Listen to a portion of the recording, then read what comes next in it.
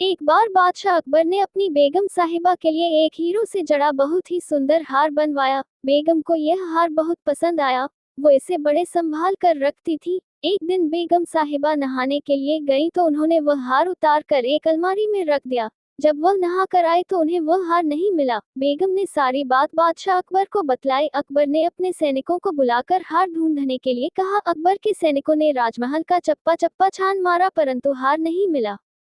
थक हार कर अकबर ने बीरबल को महल में बुलाया और सारी बात बतलाई। बीरबल को महल के कर्मचारियों पर संदेह था। उन्होंने दूसरे दिन महल के सभी कर्मचारियों को बुलाने के लिए कहा। अकबर के आदेश से दूसरे दिन समय पर महल के सभी कर्मचारी आ गए, परंतु अभी तक बीरबल नहीं पहुंचे। कुछ देर बाद बीरबल एक गधे को लेकर पहुंच जाते हैं। अकबर ने बीरबल से दरबार में गधे को लाने का कारण पूछा। बीरबल ने जवाब दिया, महाराज, यह कोई साधारण गधा नहीं है, ये तो एक जादुई गधा है जो चोर का नाम बतला सकता है। इसे ढूंढने के कारण ही मुझे दरबार में आने में विलंब हो गया।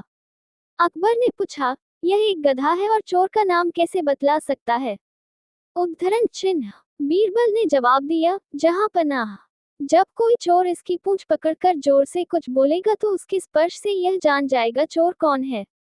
फिर बीरबल ने उस गधे को पास के कमरे में ले जाकर बांध दिया और दरबार में आकर कहा, सभी एक एक करके कमरे में जाएं और गधे की पूंछ पकड़कर जोर से चिल्लाएं कि मैंने चोरी नहीं की है, आपकी आवाज यहाँ तक आना चाहिए। बीरबल के कहे अनुसार सभी एक के बाद एक कमरे में जाते हैं और गधे की पूंछ पकड़कर चिल्लाते हैं, मैंने चोरी नहीं की है।